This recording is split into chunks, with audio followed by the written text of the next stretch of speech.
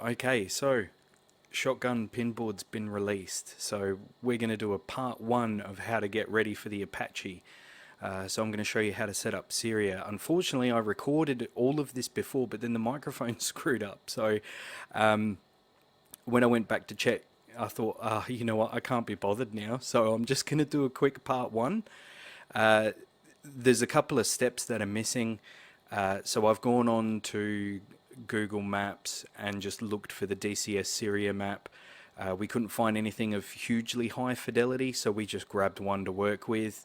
And I went through the whole thing.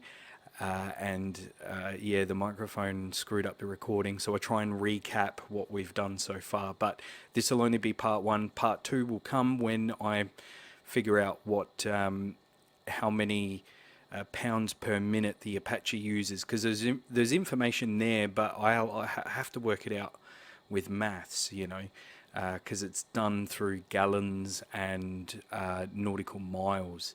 So until we get the Apache, we're just going to have to assume some things.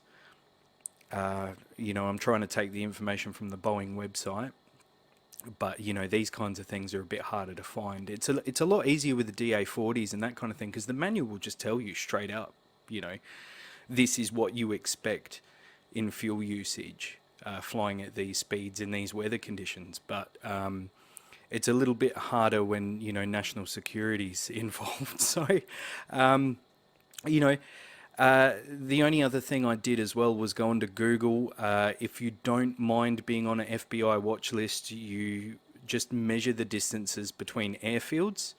I do show you a little bit of how to do that, and there's a little bit of the starting of setting up the aircraft, because, well, you know, the recording's kind of screwed up.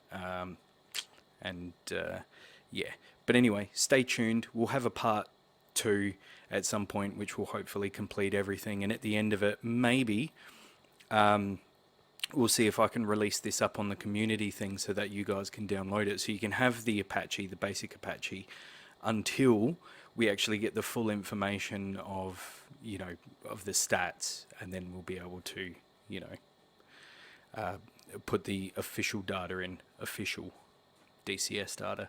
Alright, so stay tuned for that. Okay, so what we did, I'm just going to recap, because I'd actually recorded this, but then when I listened to it back, the microphone was screwed up. So we've gone on to Google. We found the distance between these two, which I'm slightly off because I think the airbase is somewhere around here, but you know, it's only going to be a difference of, what was that, 42.37 kilometers.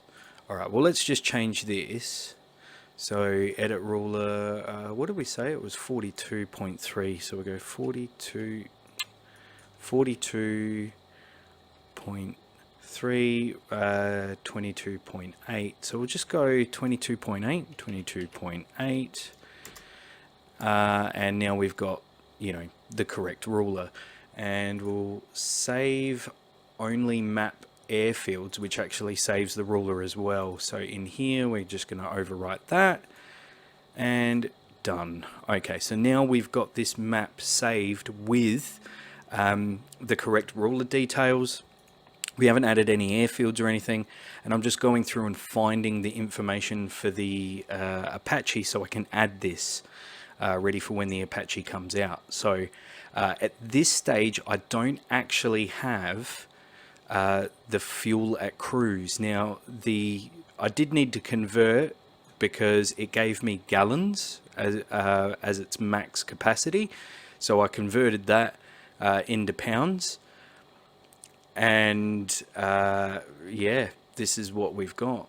So gallons to pounds may be inaccurate, you know, because of density and that kind of stuff. So, you know, it's kind of a volume setting down to weight setting. So depending on the type of fuel. But anyway, it tells you that it's 6.75 density that we're working out at 60 Fahrenheit, because obviously volume changes according to temperature. But, you know, we're going to get as close as we possibly can. So the one thing we need is the fuel use at cruise speed in pounds per minute, which I'll have to work out because it's given it to me in gallons over nautical miles. So I'm going to have to sit down with a pen and paper and work that out.